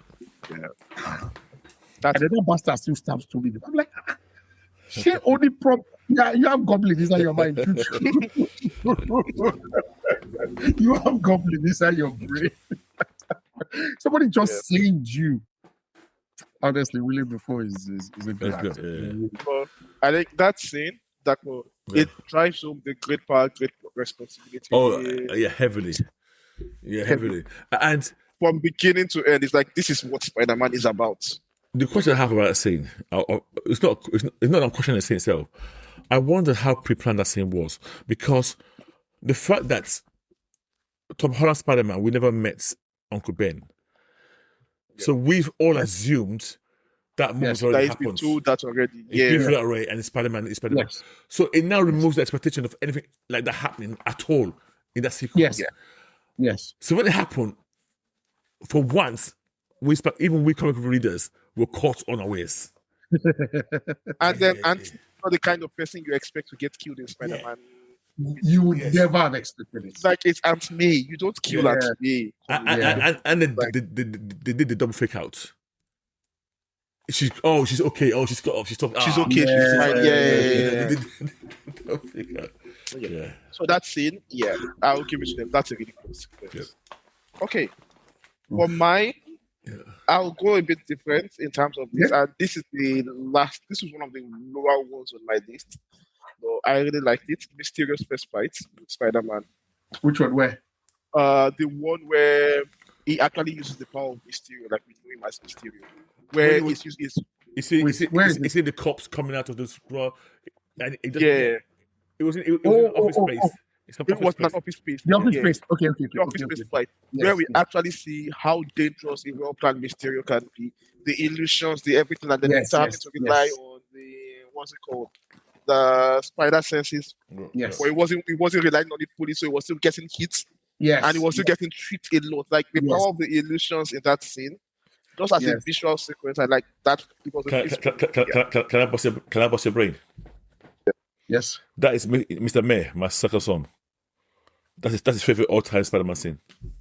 Yeah. He said that. Really? I asked him. And that's what he came up with. He said, he said that. He was like, what? He said, straight away he went, oh yeah, he said Mysterio fights in the office building. Yeah. It's a good it was a visual spectacle. Yeah. Yeah. Because even because sometimes it will be like he's been shrunken down, he'll be like he's running, and then next minute he'll be like he'll be at a graveyard, and then Iron Man will come out of the grave. Yeah. And then I was like, what is going on? And then even when you think he has figured it out, not. You think he has figured it out, it's not. He has not. Yeah. And then when he finally catches him and the train slams into him, like, what the hell? Oh my gosh, I got hit by a train. Yeah, that's true. Yeah, that's a good one. Yeah. Okay, now let me tell you the reason why I kept asking was which one are you talking about? Because on my list here I have Far From Home, same movie. Yeah. But mine is the sequence on Tower Bridge, which is the final I knew it. Yeah. Where he's fighting those drones and then and that's when he's wearing the black and red costume. Yeah. And he has to rely on the spider sense. There's a big I like it. That sequence is like maybe 4 or 5 minutes of swinging, avoiding blasts, catching on fire, swinging, hitting the water, getting splashed. He was doing everything there. I really loved it. I loved that last scene where he's looking somewhere else and just reaches his out his hand and said, no. He just grabs his arm. That was good. That's good. So it was a dangerous. It's one of the if you don't have spider senses, we need to sense him. No, he will mess you up. He will mess you up. Yeah. He will mess you up completely and utterly. I'm like, that sequence showed like, okay, someone with illusion powers is probably Can be one of the very most dangerous. dangerous Exactly. persons to deal with in the Exactly. And it gives more credit to the fact that the directors knew that and were able to showcase how Case that good that properly. thing can be, in such a battle. Yeah. Yeah, I liked it. Yeah, it was good. Because It was good. usually Mysterio, you see him doing what he was doing in the beginning, and I was not impressed. Like the elementals, I'll do this big fire monster. Exactly. Yeah. That's the funny thing. In the comics, I never really felt the effectiveness of Mysterio's. Maybe because it's not a moving. The medium is different. Yes. But for once in that scene, this guy, you don't want to come against this guy. Like, he can make you walk off a building. He's like a guy that can fuck up so many superheroes. Yes, he'll make you walk off a building. You don't know, and fall to your death. Exactly. Exactly. Yes. Make you get hit by cars, make you walk off, all kinds of things. So that's any honorable mentions? Yeah. No, I think you guys have covered. There's the one that came to mind and it's gone again. I can't remember what it was, so it can't be that. It could have been that. That's the thing. Spider-Man always has like that. Oh no, sorry. So okay, I remember what it was. So this scene, I cannot remove my nostalgia from what is a great scene, and it's obviously I'm talking about the last Spider-Man movie when the three Spider-Men kind of dropped down, hit the post, and then they did a little swing, Yeah. But I'm not feeling that was pure nostalgia. It was like I think it's a cheat code. It's a cheat code done well. We end that cheat code. Yes. Yeah. They were. At some point they were webbing themselves. Yes. And swinging themselves around. Yeah. Yes. Yeah, like just throwing each other around. I was like, this is very. Oh yeah. This feeling in your chest when you're watching something like in the streets and you just I had the biggest grin. Like it made you feel like a kid again. Exactly. With a big smile on your face. That life I'm actually going to watch. I'm going to watch all three again this weekend. I'm going to watch all three again. When you say all three again, the Homes. No Way Home, Far From Home. Oh, okay, the Homes. Okay. Coming back home. Yeah, because I've always looked at Homecoming as the weakest. I have to say though, I still think. Okay, so no, let me see. I was going to make this statement. I found the home films, to be generally bang average. If I'm being honest, apart from No Way, the last one, No Way Home. I always get it wrong. Is it No Way Home? No Way. Yeah, No Way Home. No way. I think that's the best for me. I'm not saying 1 or 2 are bad films. I know what you're saying. Because I rate Spider-Man 2 above all of them. Yes. The one yes. I rate Spider-Man 2 above. Yeah, I think Spider-Man 1 is good. I don't like Spider-Man 3. I think Spider-Man 3 is a mess. I've always felt it was a mess. Yeah. I did not like Amazing Spider-Man 1. I didn't even like 2. I just like there's a lot of elements of 2 that are really, really good. But I think at that time I also was kind of biased against Garfield. Garfield, yes. Like for me, it's the opposite. I love Amazing Spider-Man 1 and I like 2 because of Andrew and Emma. They carry the movie for me. Enough that I can acknowledge the flaws in 2 and still say, you know what, I still like these movies. That's a funny thing. There was a Gwen Stacy in Spider-Man 3. Yes, that was Bryce Dallas Howard. Yes. Yeah. She did in my mind, even seeing her for that 2 seconds, I preferred her in the whole 3 movies to MJ. See, I was saying, I knew Spider-Man was on his evil act. No. I knew Spider-Man was on his evil act, and I was like, you know what? If you are ending up with Bryce for your evil act, I'm fine with you being evil. Yes. Go for it. I didn't care. I was more annoyed at the way he did the date with the way he used Gwen. Oh, the whole thing was for the date sequence against MJ than anything else he did in that time. I mean, so we all agree the worst love interest in all the movies is It's the Yeah. Kirsten Dunst. Yeah. It's Kirsten Dunst. Fräulein Dunst. Yeah. Not. Yeah. She's not.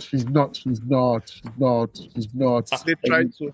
Yeah, I think Yeah. the film did not do her well. It At didn't- all. Yeah, the film didn't do her well. At all. Like, it's So just it was a fantastic choice from the start. let me just use some context. I've seen, so I always keep on saying this. I've watched a lot of female react Yes. to these films, and Yes. almost ban. Oh, I think there's only one. They all end up detesting MJ from Kirsten Dunst. from the Maguire films. The original. Yes, they think she's unfaithful. A lot of them basically think her character is very bad. It's something I never to be honest, really thought about. But from the film, they keep on saying, some of them basically trying to call her slag.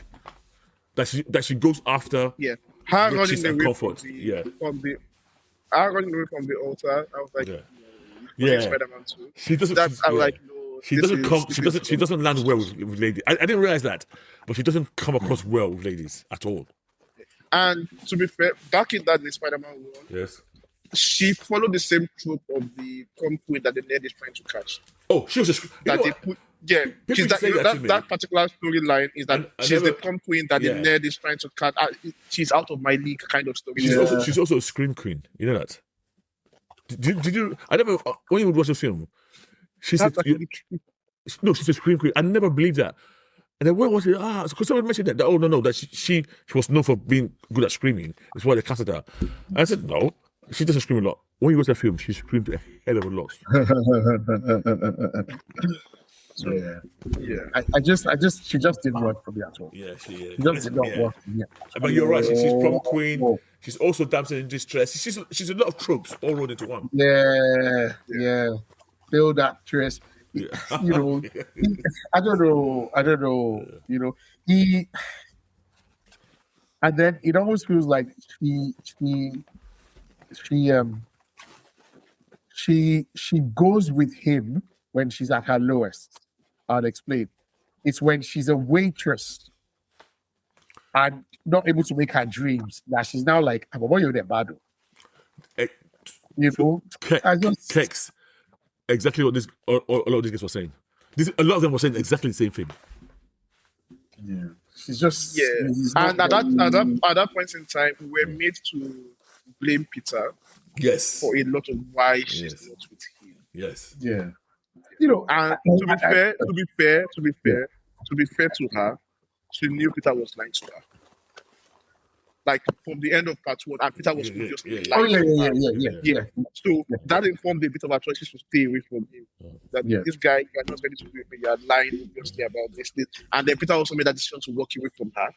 Yeah. And second point, you are like, yeah. So in some ways, that let's just say that romance is very.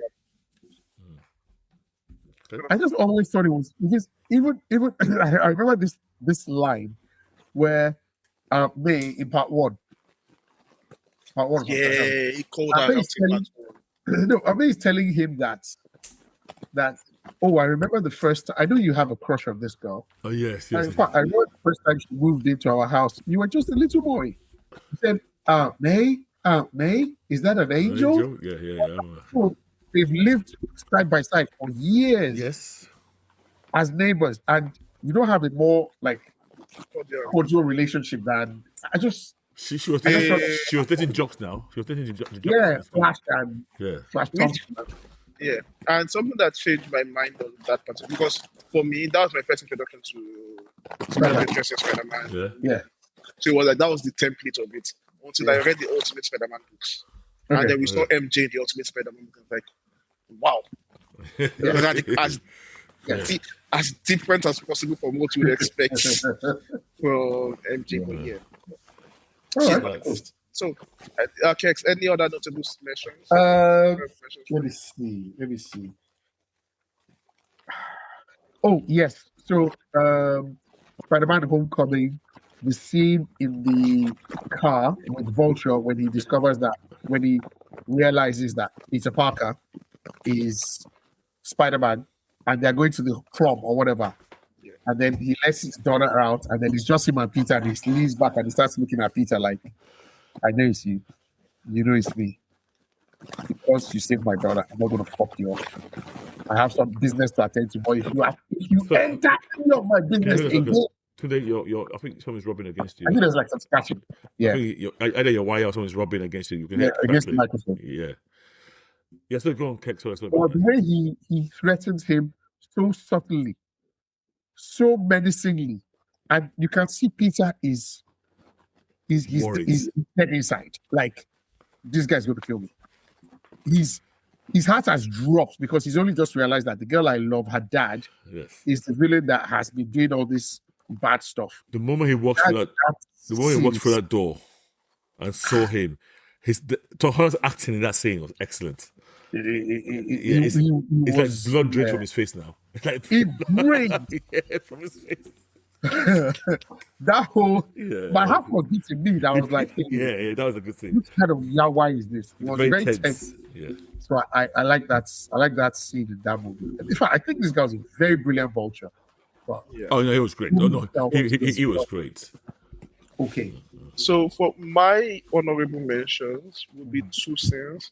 Okay. One, Aunt Smith's conversation with Peter, where Which actually? she'd almost Which one? no, the original one, Okay. the old Aunt Smith. Okay.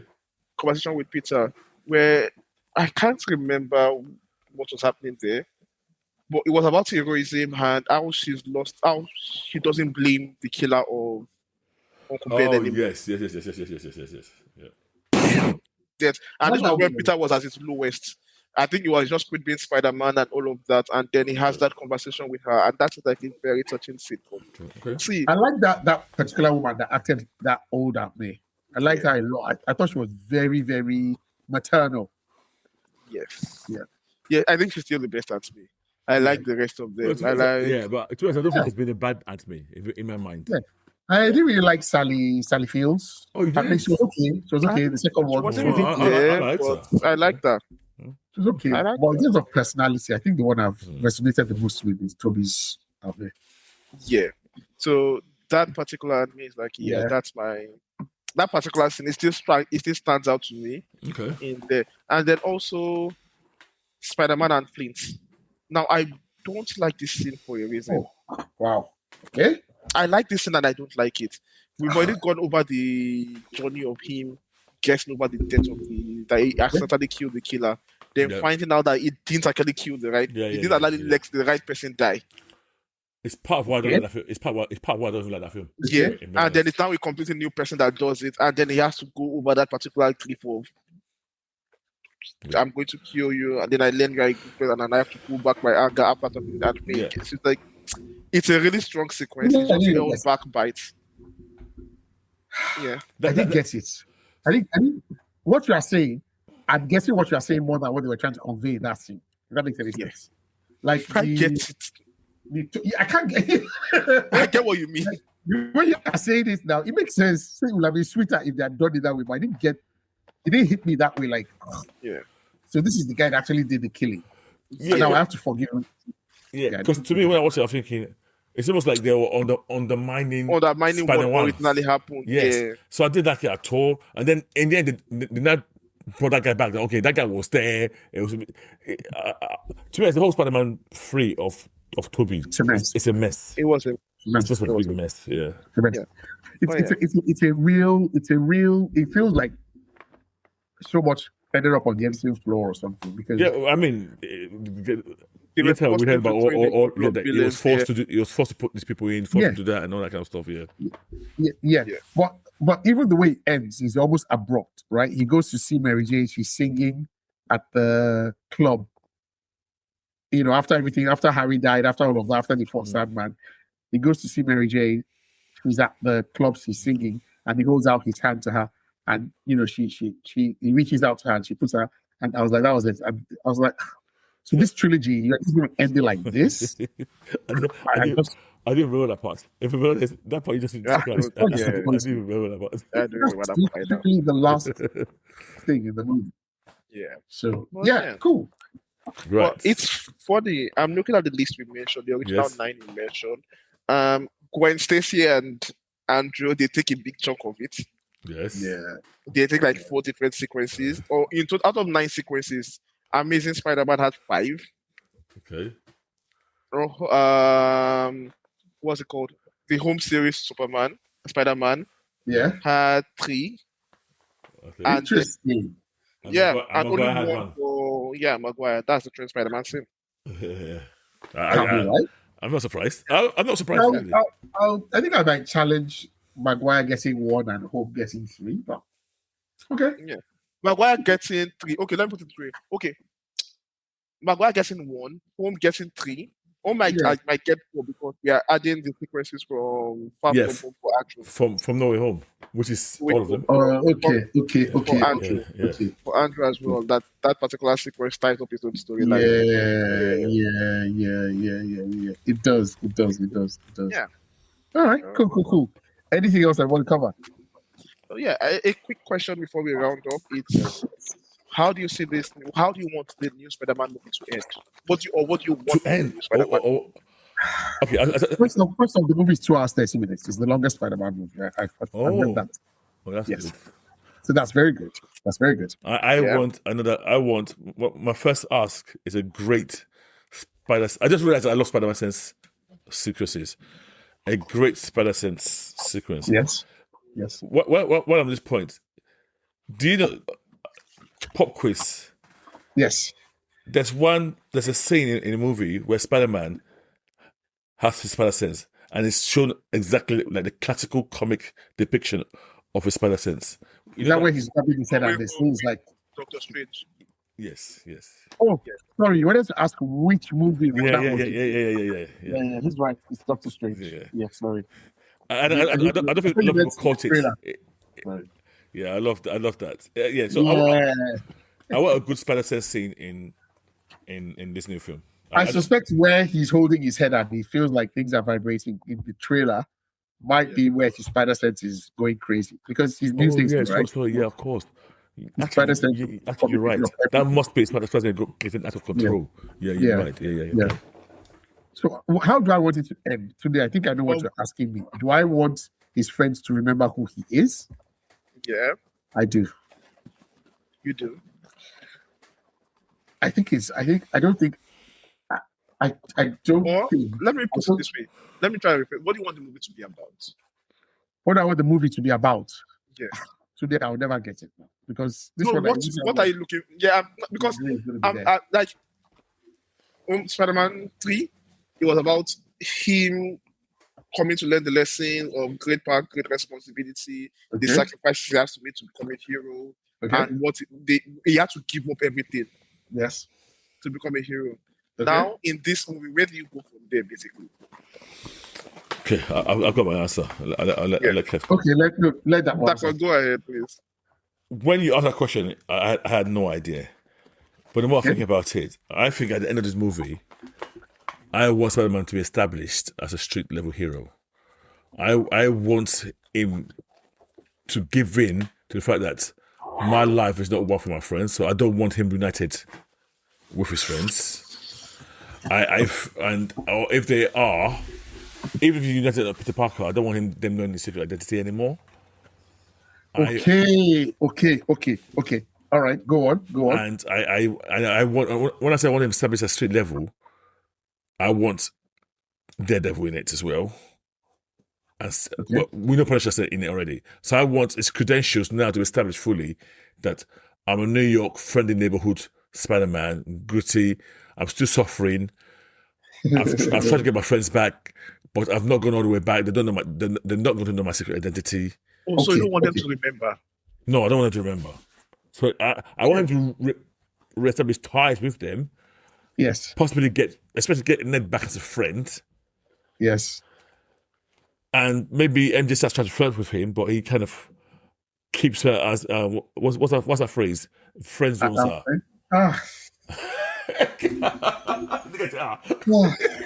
But in the end, it goes in line with this guy being a perpetual sufferhead. I know. Yes. I understand. I know. But I don't want it. You don't want it? Because honestly, I think having and auntless, friendless, girlfriendless Spider-Man is not a good thing. I think it's not a good thing. I think Spider-Man should always have an anchor. Maybe not has always had, but should always have an anchor, something that reminds him of why he's doing it. Let's give him Felicia Hardy. Felicia Hardy. You know what? Yeah. Why not? Yes. No. Why not?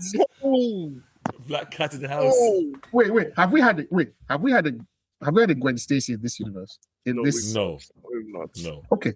I don't need him to end up with MJ, but I don't want him alone. Yeah. I don't want him alone. Do you want Gwen? Is that what you're saying? That one. I don't even care if he's Jean Grey or whoever saying whatever he's supposed to be. But I don't want him friendless. I think it's Kitty Pryde. I know that will start thinking too far now. Yeah, it's going too far already. Yeah. Just give him something or someone to anchor him. Yeah. I think it's an incredibly lonely life for nobody to. How old is Peter Parker? I mean, he's just done. He was going to uni. So it was maybe 18, 19. Okay. High school. He just finished high school. How old is Kamala? Ooh. Kamala is his age mate. Is she? Kamala was still in school. Maybe 2 years. Maybe a year or two behind. I know. Yeah, it was when she was still in school. He was already done. True. Yeah. So yeah, I mean, No. Wait. It will maybe take 2 years from Kamala. It will maybe take 2 years. Who was blipped and not blipped? he was blipped for 5 years. I don't feel so good. It was blipped for 5 years. Yes. Was Kamala blipped? I don't think Kamala was. No. It doesn't matter if Kamala was blipped or not. Kamala didn't blip. No, but wait, what are you guys doing? Wait, how do we know Kamala didn't blip? Kamala now is younger than he is, like 2 years younger than he is. No, that's the thing. If he was blipped for 5 years and Kamala was not blipped, Kamala is probably older now. What? If you were blipped for 5 years, When did we make Kamala? You don't be very clear. When did we make? No, we met Kamala after the blip now. Yes. Oh, okay. Then yeah. Then he's still older. Right. He's still way older. Yeah. Yeah, that's It's going to be like 2 years. Maximum. yeah.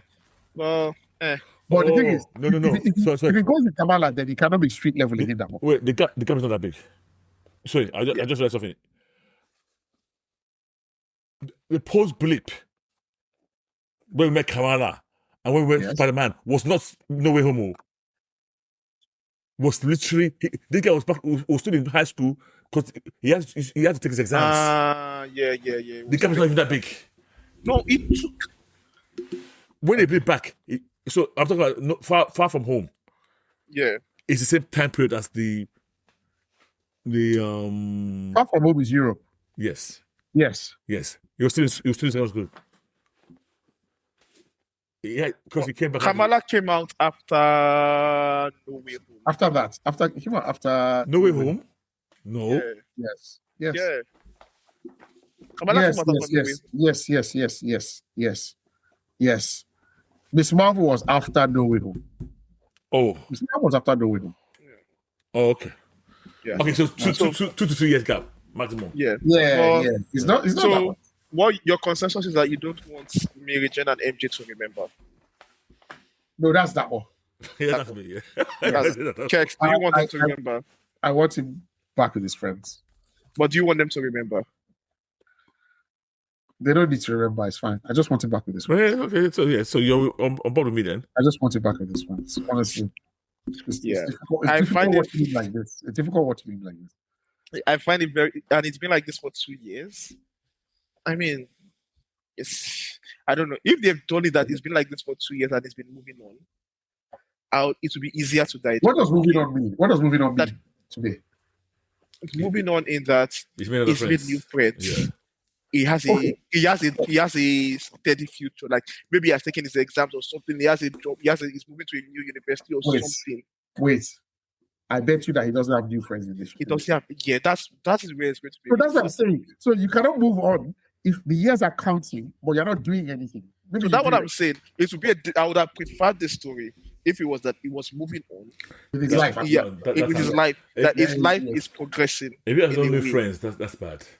I don't think Yeah, he but does. I don't think that's the I thing don't about think this so. movie. I don't know how I they're going don't to think do so. it. I think he's hung up on. But he's lost, what's and the that's love? just incredibly sad.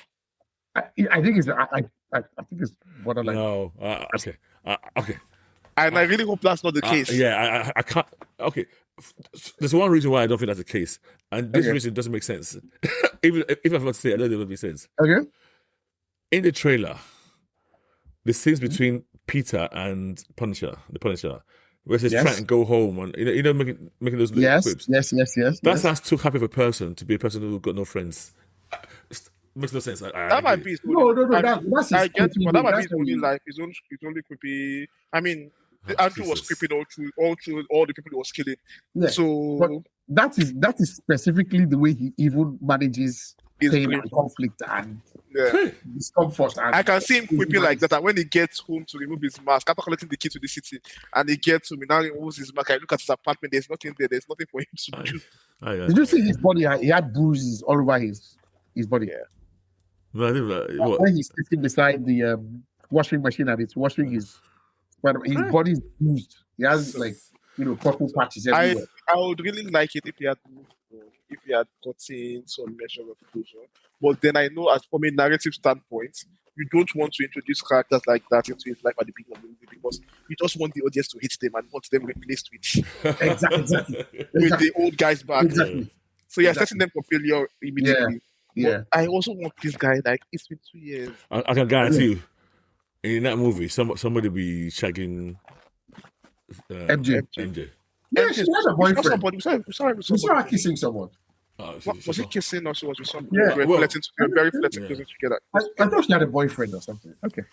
Yeah. You look like a boyfriend. It's like, yeah, I'm going to that. So that's where, for me, when I ask this question, I've been thinking about it a lot. It's like, I am not sure how they want to tell this story in a way that, how would I put it now, doesn't, annoying is too strong a word for me. Doesn't put me on. In terms of where Say it Peter again. Parker is, in this, that it, in a way that it doesn't put me on. In terms of where Okay. what they're doing with Peter, in terms of what they're doing with his friends, Yeah. in terms of Yeah. what Peter character's arc is. Because if it's that I'm a sad guy for 2 years until I get my friends back, It will be. before It I will be. decide to become a better Okay, person, I'm like, let me ask you another question. yeah, Brand new day, then Doomsday, Yes. Universal, then Secret Wars, Universal resets. Yeah. Is this the last Tom Holland movie? So you said no very, very confidently. no. You have like 9 more movies at least, like 6 movies. So you think, okay. Yeah. Okay. I don't want it to be his okay, last. okay. I don't, because it'll be weird, especially It's if too young. it's set a real, especially with the brand new day thing. If that doesn't continue, it'll be weird. But I just thought, Yeah. it just occurred to me, then he will end up being the Spider-Man with the most Spider-Man movies going forward. Yeah, he's already the Spider-Man with the most Spider-Man movies for. Or that has appeared Well- as Spider-Man. He's already. No, this he's on 4. he's done 4, and that's his own. Well, solo. technically- count all his appearances. Technically, Toby's done 4 as well now. No, 4 solo movies that he. Okay. No, I mean, 4 headliner movies. Yeah. If you are Yeah, counting, true. Okay, Toby's true. four, Yeah, that- you're that right, you you're count right, all the you're right, Avengers yeah, movies. yeah. that- Because you're not even counting on the Yeah, okay. Yeah. Yeah, so what I'm saying, so this one All will right, make, cool. will make him above everybody Yeah. else. Okay. Yeah, by far. So it's like, and he's too young for them to replace him. anytime Okay. soon, like, yeah. And the people are not yet tired. Yeah, but I just hope he doesn't want to do something else. You know, it happens sometimes. You're like, Yeah, but I think what- I know myself. Unfortunately, he's a fanboy of this character from way before. Yeah. So yeah. Okay, I listen. I'm all for it. I want him to stay on. So, Yeah. Okay. Well, do you want this okay, guys. to continue? Do you Anything want else? this to continue? Him and MJ? Or should we? I love different. I love I'm playing him at neck. I'm playing him at neck. I love Zendaya. So go on. I'm playing him at neck. If I No, I just said I prefer him and Ned. yeah, Yeah. that one. You prefer MJ, what? I like her, but him and Ned. Ned. Oh, okay. Ned, please. I've always been a Gwen Stacy type of guy. I want to Gwen Stacy. I want to, yeah. Request this. Yeah. Because I'm thinking about it like from the writer's point of view. Who do you want to bring in to replace Zendaya? To be honest, I'll take right now. I'll take a Black Cat. Let me have a bit of fun. Like, who do you want? Okay, fair enough. You can have a black cat for his romance in this movie. That's a black cat means you are ending back with Gwen Stacy with MG at the end of the movie. No, then he goes on to Gwen.